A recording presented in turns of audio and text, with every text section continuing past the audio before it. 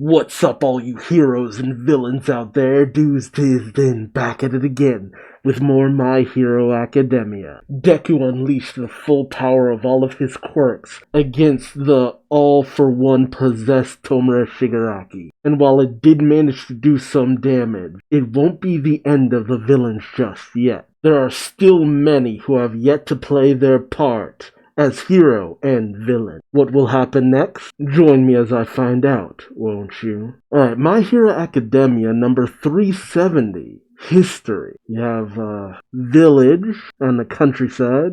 People saying, it's a flashback, people saying, "Die, monster. Stay inside the house, you heteromorph freak." Oh, okay. This is one of the things that we haven't picked up on yet, because last chapter ended with Spinner, who had been yoked out full Hulk mode, but we'd had comments that heteromorphs, those who look different, tend to get a little bit of persecution in certain places. We saw it with the one big lady that Deku saved when he was out on his own. Gang Orca gets the comment about he looks the most like a villain, and there are those within the Paranormal Liberation Front who felt that they couldn't be accepted because of the way they look. It's never really been brought to the forefront. It's always been mentioned here and there, but Spinner essentially represents that in full, as well as Shoji from Class 1A. So I wonder if we'll finally get that kind of addressed, because between that and the whole plight of the quirk list, never really gets brought up in the proper way or given its proper due. So you brought dirty blood here. You tricked us. Ugh. The land will become filthy, defiled. Go, get out. You see people throwing stones and stuff at someone. Someone saying, no matter how much society progresses, we'll never accept you and your kind. And then we see Spinner. I think we have announcer saying, turning back the clock a bit, to just after the battlefields receive word of Dabi's defeat, in front of Central Hospital. Oh, okay. And you see Spinner leading his team, saying they locked up Kurogiri, but we're taking him back. The announcer says, Kurogiri, the closest thing to a masterpiece out of all the high-ends within the bioengineered Nomu series. Yeah, I forget that Kurogiri is apparently a high-end Nomu, because he doesn't really fight like a high-end, but he has thought processes like a high-end. The announcer says, all for one learned that that very entity was held in this hospital, and sent Spinner, lieutenant in the Paranormal Liberation Front, to lead a small army of the PLF Dreg, as well as ordinary citizens who sympathize with their cause. Yeah, there was apparently like a big uprising of the heteromorphs.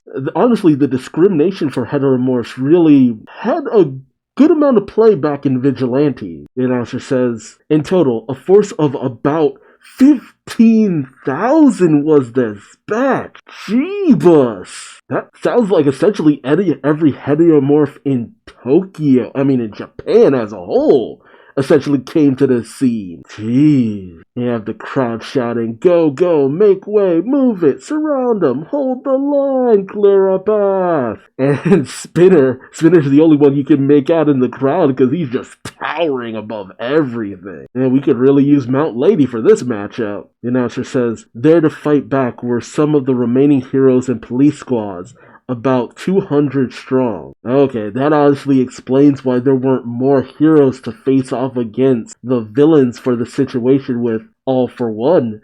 They were already dealing with some major shit going on. Oof. Ooh boy. And you see Present Mike making his way through, thinking to himself, who knew you were such a popular guy, Shirakumo? And then he unleashes his attack. Loud out shout! And as he delivers a massive cry, he sees some of the people down below using some of their own as shields. He thinks a meat shield, but then he notices one of the flyers coming at him with a friggin' pitchfork. But before he can be hit, some crows get him out of the way. We see that it was thanks to Koda, who asked Present Mike, "Are you okay, Sensei?" Mike says, "Thanks, Anima. Where's Tentacoil?" Honestly, this matchup was a long one in the making, because ever since we found out about this whole issue of discrimination, Koda and Shoji were the ones who immediately stood out. Well, Tokiyami to a certain degree, but they're the ones that a lot of people thought were probably going to get mixed up in the whole thing with the heteromorphs and such. The person Mike says, "Where's Tentacoil?" And Kota says we got split up in the chaos. And we see the police force hitting the crowd with, I guess, riot foam or something? With them shouting, "Squad leader, there are too many of them. We need backup." The squad leader says, "Well, we ain't getting any. Push back with those taser shields." Ooh, taser shield. And the guy thinks to himself, crap, it's bad enough we're so short-handed. Now they're supposedly splitting us up and isolating us. Ooh. We see Rocklock just getting ganged up on with the people shouting, "Push, push, pin them down." Rocklock says, "These punks are way too organized for a random mob of rioters." And you have the people in the crowd shouting, "Shut up, you. Tie him up. Enough out of you. We ain't rioters. Get his hands. You people are always like this. Folks with human faces just don't get it." And then you see people bearing flags with Spinner's face on it, shouting, "Trample him. Move it. Make way." Kota gets overrun too, with the people shouting, "Make way. Move it. Stand aside. Don't mess with us." And as Kota's pushed down and the guy rips his mask off, Kota says, "Stop this. Why? Why are you doing this? Please stop." And the guy just gets up in Kota's face and says, "Raised in the big city, were ya? You traitor to your kind." Oof. Seriously, this is an issue that probably should have come up in other places. And you just see the absolute chaos going on. Like, it is a full-on riot. Dang! People shouting, "Go, go, make a path, make way, push through, help our rep, get through. We're stronger than them. Liberation!" And you see one of the guys who were originally with the Liberation Front, who serve under Spinner, just putting out an announcement to everyone down below, saying, "Rage, good citizens. Today is your Independence Day. Quirk counseling, quirk education, nothing but phony nonsense, all of it. We know this all too well because of all the forms we bear." The 6-6 incident? It sounds like the June 6th incident, the way it's phrased. The Great Jeddah Purge. The history of the paranormal is one of persecution and oppression for those who don't fit the mold. And what excuse was offered by those who joined in the slaughter of our kind? They gave me the creep, they'd say, sweeping it all under the rug. Yeah, you see an image of just heteromorphs being executed by people. The guy says, "These days society has reflected and made amends, or so they would have you believe." Yeah, you see the few heteromorphs on the police force. And hell, the one sergeant dude who's serving right now, the dog dude who's, I think, chief of police or something like that, Principal Nezu, a heteromorph and a normal-looking person, walking side by side. The guy continues, "Sure, in dense cities, the populace is raised in a diverse melting pot, where through the wonders of education, discrimination is a thing of the past. But take a look beyond the cities. What do they still say there?" And the guy pulls off his mask. "You give me the creep. Not even the brightest light can illuminate every corner of society. That light never shone upon those of us here today. We must find our own light in this world. If only I weren't born like this, with this quirk." Have you people ever thought that even once? No, you people are no heroes of ours. Instead, it will be him who leads us to prominence in society. And we see Spinner, who's it doesn't look like it's just him increasing inside. It looks like he got roided up, because he's just drooling. I have to wonder if he can even form proper sentences anymore. And you see the heroes fighting, people with the banner of Spinner that says, "Spinner speaks for us." Jeez. Honestly, this is an issue I really feel we should have had just elaborated on in other places, but, I mean, that's the point, It's something that was always in the background, always kind of just under the surface that nobody really ever took much note of, because why would it? Why would Deku think of anything of it? He's been around heteromorphs before and he didn't care much, because he's always lived in a city. But you can't police every branch of society, and there will always be those who discriminate. That's just how it is. Yeah, Spinner, he is just not there. Like, his mind is just gone. His thoughts are a jumbled mess, saying, don't know what he's saying. Ever since everyone gave me power, head getting fuzzier. Gee. And the one guy motions to Spinner, hey, go on, Rep. And Spinner just thinks to himself, whatever. Me just do what me told. And he gets ready to bring his sword down on a couple of officers who are, well, also heteromorphs, shouting, take back Kirigiri! But then comes Tentacoil with his multi-hit JoJo Strike Octoblow. And the people around notice, saying,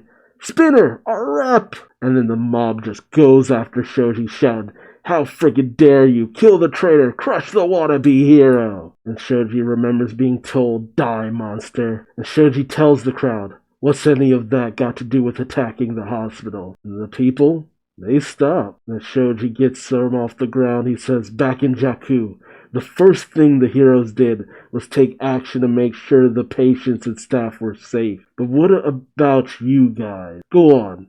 Tell me, do you have a plan here? And he thinks back to when he was attacked by that mob I guess we saw in the beginning, where he was told no matter how much society progresses, we'll never accept you and your kind. But in present, Shoji just beats his way out of the crowd, telling them, you'd better. Because if not, I won't let this stand. For the first time ever, we see Shoji without his mask. And it's about what you would kind of expect, but damn. I feel conflicted about this because this is something I've been waiting to see for a good long time. This is something that really did need its due. It's just have it here feels odd. It feels odd to me, and I don't know why. Maybe it's just because we have so much else going on. Maybe because whenever it starts to be brought up, it's dropped. And then it's brought up again, and then it's dropped. And then it's brought up again, and then it's dropped. Again, like I said before, Vigilantes explored it so much more. And I kept waiting for the moment when Shoji just had this moment, because I felt like eventually we were going to have a moment like this, where either people discriminated against him, or he had to fight against those who had been discriminated. Honestly, at first I thought this was going to be a bit of a story about Spinner, but having it be about Shoji, that's cool, but man, like, I feel like I should have saw this in someplace else. Or at least have had more situations that alluded to just Shoji's whole noticing of discrimination here and there, offhanded remarks, because it feels like this is something that should have been pushed a little bit more. But whenever it's brought up, it's these moments that are there, and they're gone, like I said before, with the one big lady that Deku saved in the rain. That was pretty good, that was pretty cool, but it just never really went anywhere that I thought it was. Don't get me wrong, though, Shoji looks cool. And it also kind of sucks that Spinner has just lost all of his faculty, because I feel like this could have been a real confrontation. This could have been a confrontation where Spinner had lived with the discrimination under the surface, being turned away from places, being like, oh, sorry, we don't really, you don't have the look of what we need. Like, those surface level moments of discrimination. Whereas Shoji, we see, outright had it.